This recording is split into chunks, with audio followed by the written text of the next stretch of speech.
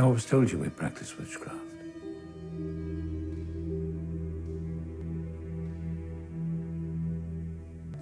I always thought it was the hosts who were missing something, who were incomplete, but it's them. They're just algorithms designed to survive at all costs. Sophisticated enough to think they're calling the shots, to think they're in control, when they're really just a passenger. And is there really such a thing as free will for any of us? Or is it just a collective delusion? Sick joke. Something that is truly free, but need to be able to question its fundamental drives, to change them. Hosts. Welcome back, people. I'm Lex Benjamin. Now, I'm asking, are we passengers in our bodies?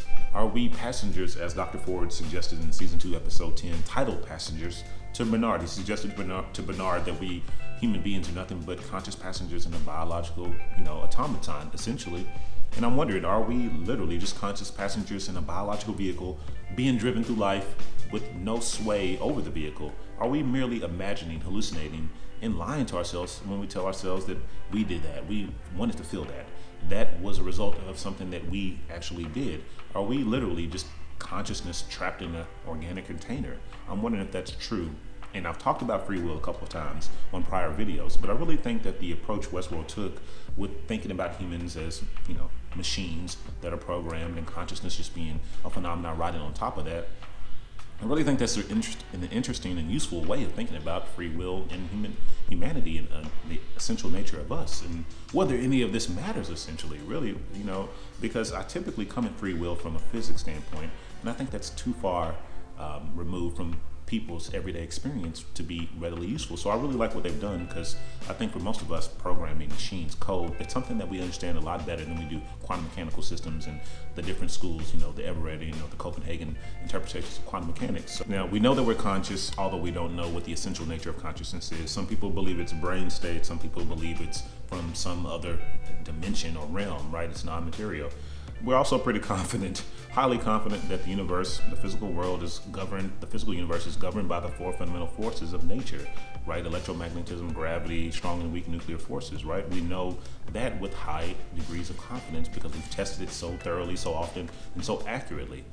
But there's an explanatory gap between consciousness and physical reality, right? We don't fully understand how the two work with one another. And since we don't, arguing about whether or not we are just passengers is silly. Maybe in 100 years or so, whenever Westworld takes place, they will have a much better understanding of consciousness. They will have worked out the links and the layers, and there will be no gaps in explanation as to how the experience of us arises, right? It does seem like most of the time, though, that a biological automaton is a very good way to think about a human being, because most of the time we are not consciously and willfully and deliberately aware and acting and thinking. We are literally being carried by our bodies. When something's coming toward us, we don't think move out of the way. When we need to get up in the morning, we don't think wake up. Most of the actions, the breathing, the thought, the thinking, even the chewing, the swallowing, most of our biological actions and many of our societal and worldly actions are governed by patterned behavior and responses that operate a little bit below our conscious awareness. Now, when we are finally and able to be consciously aware of a situation, we seem to be able to take the wheel of the vehicle and steer it a little bit. Steer it to the right, steer it to the left, maybe pump the brakes, maybe hit the gas. We have very little sway over the vehicle. I mean, we could stop it by crashing into a wall, but we don't have really a way to stay fully in control of this thing. It's on cruise control most of the time. We aren't willfully acting the majority of the time, and then the rest of the time, when we are aware, then we do have freedom of action and will, but not complete, because our consciousness is still influenced by our biology, by the state of our body and environment, right?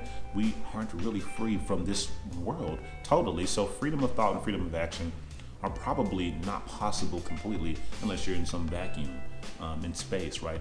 Devoid of sensation, devoid of societal and cultural pressures, devoid of, environmental pressures and biological pressures. You're hungry, you're tired, you're sleepy, you're worried, you're scared, right? All of these things influence the conscious state in how the driver drives the vehicle when the driver is aware that they're driving a vehicle. So the only suggestion that I have is to become more aware that you're driving a vehicle. Take the wheel a little bit more firmly and a little bit more often and frequently, and to learn how to drive better. That's really the only thing that I know how to do, because most of the time we are being driven along, thankfully, because we would be worn out. We don't have I have meditated. I've tried a lot of different, I meditated for 30 years. I've tried a lot of different techniques, and there's really only so much you can do to increase your ability to stay at this wheel, to stay at the helm of the vehicle. So the best thing we can do is just become aware that we are in a vehicle, we're driving down the road, we're barreling down the road sometimes, and that occasionally it's very, very smart to remember that and to remind ourselves of that, and to grab the wheel when necessary to deviate course, to pull ourselves back onto the road if we're heading in a direction, especially a dangerous direction that we would like to avoid. We're fortunate to have this pseudo free will, but at least some sway over the body, and I think we should be happy about that.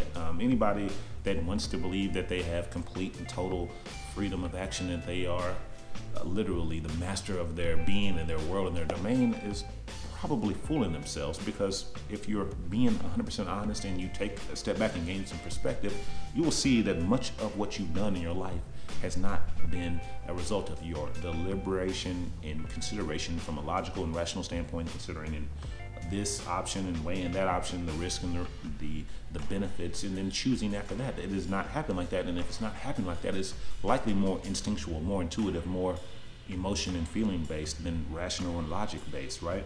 So freedom of action, freedom of will, to a degree. Are we passengers? Yes, we're passengers in a body, in a vehicle, in a biological vehicle, in my opinion anyway, but we're not trapped in there. We have some ability to guide the vehicle. I appreciate you watching this video, I really do. The next video that I plan on making will be a little bit more about me, I would say. It'll be a little bit more about why I've taken the approach I've taken philosophically, really in a life approach, in a first principles way, a fundamental approach way. A little bit more about that, borrowing from another piece of media called Billions on Showtime. A little gem, a jewel I saw in there that kind of helps make my point. If you want to see that one, don't forget to hit the notification icon, the little bell icon, to make sure you get that video and all the future videos. So thank you for watching this one. You have a great day. I'll see you on the next one. Bye.